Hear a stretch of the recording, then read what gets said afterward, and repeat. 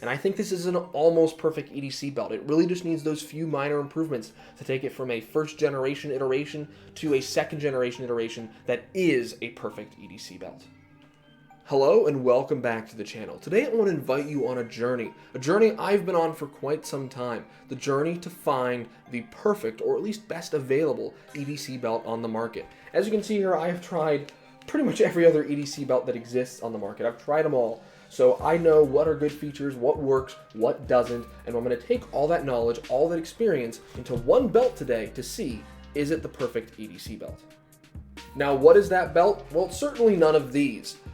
What belt we're looking at today is the Agonic EDB. Now, what is the EDB? Well, the EDB stands for the Everyday Belt, and Agonic is a relatively new company to the market. They got their start in clothing, and they have a close partnership / relationship with Bear Solutions. Now, they have no partnership or relationship with me. I bought this belt with my own money, so this is going to be an honest review where I tell you my thoughts, my experiences after carrying with this belt for a couple months now. Before we get into the rest of the video, I want to give a quick shout out to my friends over at Up in Arms Accessories. They made me this really cool, really awesome Donkey Defense branded coaster. It is definitely really cool and one of a kind. And you can get a really cool coaster for yourself as well if you go to their website, upinarmsaccessories.com. They have coasters, they have bullet skulls, they have ring holders, they have earrings, they have all sorts of really cool accessories. And for my YouTube annual reviewer, no, they do not sell firearms, firearms parts, or firearms accessories. They sell fashion accessories that are firearm themed. So it's totally kosher and within your rules. And when you're checking out and you're buying stuff from Up in Arms Accessories, use code DONKEY15 to show them that I sent you.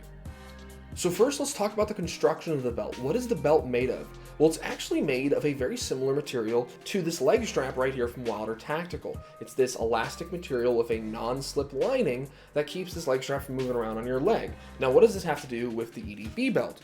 Well, on the EDB belt, you have that exact same material here. So it's this stretchy material. You have two layers of that material that are stitched onto each other with the anti-slip linings facing into each other.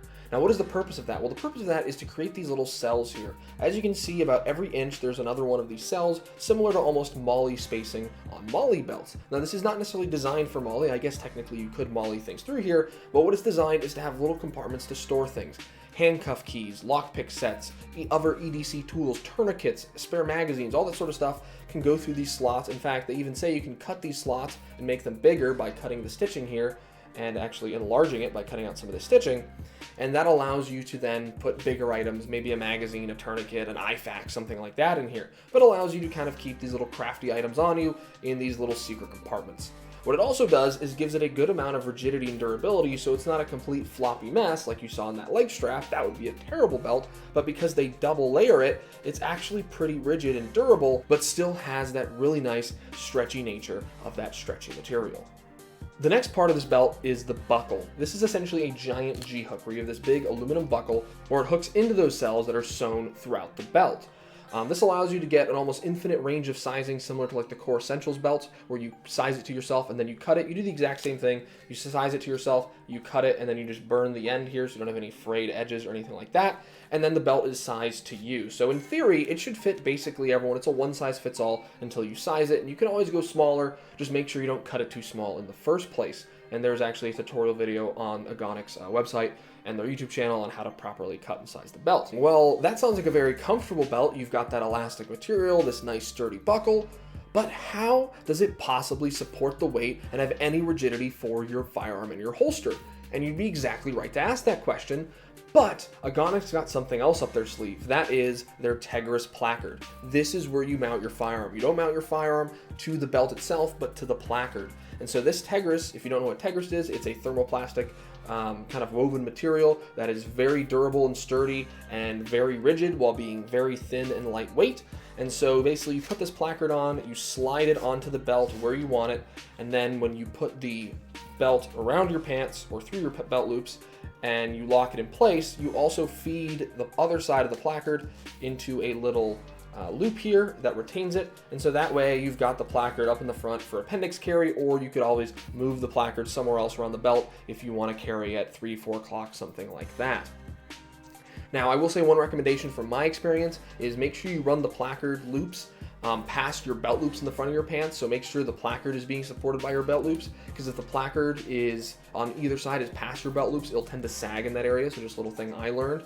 But the placard's really, really cool because you can have that nice elastic comfort, but you're still getting the rigidity where you need it. Because there's some belts out there that have a section of elastic somewhere, but the rest of the belt is rigid and uncomfortable. So if this, I have that elastic material everywhere for comfort, and where I need it, I've got that nice rigid holster holding material. Now the placard definitely has the rigidity to hold the firearm and to hold the weight and maintain a comfortable carrying experience with the belt. However, the issue with the placard is it's so thin that the gun is able to move all over the place. Whether it's at an angle or completely across the placard, your gun is not secure like some other belts that have a decent thickness to them that keeps the gun in place. So because of that, one time you draw, your gun might be canted to the left, it might be canted to the right, it might have slid over and be in a different location. You go to draw and you're not going to get a proper grip on the firearm, so you're getting an inconsistent purchase on your firearm because it's able to move around the placard. Another issue is if you notice on the placard, it is starting to get a little bit beat up and chewed up on it, because the metal clips for my discrete carry concepts clips, which everyone should be using, when I'm putting it on and off to the placard, it does tend to kind of clip in and chew into the belt a little bit when I'm actually putting it on. It's very easy to put on, it snaps in really cleanly, however it is damaging the belt, or at least the placard, a little bit. However, Agonic has thought this through. Tegris is a material that wears out, especially when it's exposed, and you can buy new ones on the website, and as far as I know, they also have a pretty good warranty. But what Agonic needs to do is thicken this somehow, whether it's adding more Tegris or maybe covering it in some sort of fabric material, so that way the gun doesn't want to move around all day long. Because the problem is, while the placard might stay in place and your belt might stay in place, your gun is moving all over the place. So I wanted to interject really quick from the editing process and talk a little more in depth about the holster and rotation issue on the placard. So if something like this Tenacore holster, where the clips are very close together, you do tend to have a more exaggerated rotation of the holster on the placard, and especially with like the Tenacore's singular reload, you have a lot of rotation with this guy because it's a singular clip on the placard, so it has a lot of room to move. However, if I go with a different holster setup, like a sidecar style, like this sidecar from T-Rex Arms, and I throw that placard on there, as you can see, the weight is more evenly distributed and the clips are further apart, meaning you don't create that fulcrum point because the clips are further apart, and because the weight is more evenly distributed, you don't get any sagging or really movement on the placard itself. Plus, and I forgot to mention this, and it even applies with the Tenacore style of holster, once you actually have the belt securely and firmly attached around you and the gun is being pressed into your body, there's not a whole lot of movement, especially if the sidecar, just because of that tension and pressure. So especially if you go with something like a sidecar style holster, or just a holster where the clips are more spread apart, you probably won't have that issue.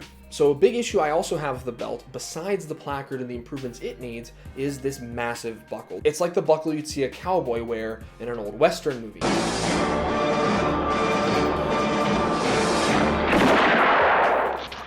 Now, to me, I would think that they could very easily reduce the size of this buckle with how massive it is and just make it a simple G-hook that is maybe like a third or half the size.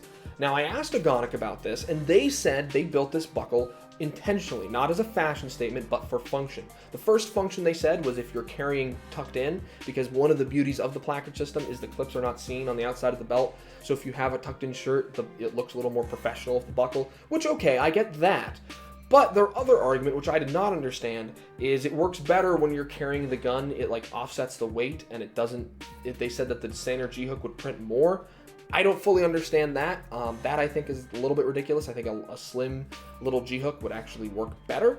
And I think that's one thing Agonic needs to work on. Another thing with the belt is it is metallic. Everything else in the belt is pretty much just polymer or fabric or some sort of non-metallic material, but this is a very metallic material. So let's say you are traveling, you're flying, you're going to some sort of location that has metal detectors, and obviously you may not have your firearm on you, but maybe when you go to a next location, you can arm yourself, like flying.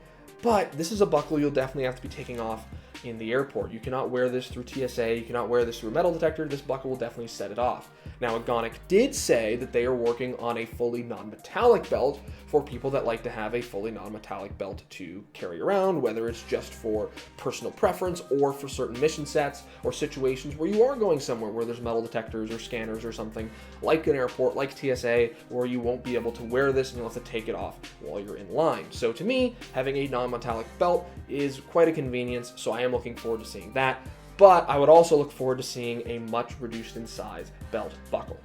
So I want to cut in one more time to talk about an actual issue with an EDB, something that actually brings up cause for concern, not just a design preference or a way I think they could make the belt better. And that's with one of the cells starting to come undone, or at least the stitching of the cell starting to come undone. Specifically, this is not just any cell on the belt, just some random cell. This is the cell that retains my buckle. It's a very important one where I need that stitching, or else it's going to end up being one size too big for me. Now, what is happening? How is this happening? Is it just the tension of the belt and the buckle together? Is it just wearing it out over time? No, I don't think so. What I think is happening is sometimes when I put the buckle on, I'm coming in at an angle. And sometimes when I come in, I go towards this side of the cell, and it's fine because I'm going in and there's plenty of space. But other times, depending on what I'm wearing, what I'm carrying, I just barely fit into the cell, and I'm starting to go a little bit too much on this side. And so the hook part of the buckle is actually digging into the cell and starting to cut and tear away at that stitching. So if I come in and I miss just a little bit and then I come back in, just in that moment I did enough wear to cut and tear some of that stitching. So that it is some cause for concern, because over time you could end up wearing out your belt and all of a sudden that cell you used to put your buckle in no longer works, and you now have to make it one size bigger or one size smaller. So I'm not making this video to crap on Agonic. I think this is a very cool product, and I think there's a lot of innovation here. Having that placard system and the rest of it being this nice malleable, flexible material that provides comfort is fantastic. It's a very comfortable belt. If they simply find a better solution for the front where there's not such a massive protruding buckle, and they add some thickness or something to the placard system so your gun's not moving around, I think this would be a heck of an EDC belt. And I think this is an almost perfect EDC belt. It really just needs those few minor improvements to take it from a first generation iteration to a second generation iteration that is a perfect EDC belt.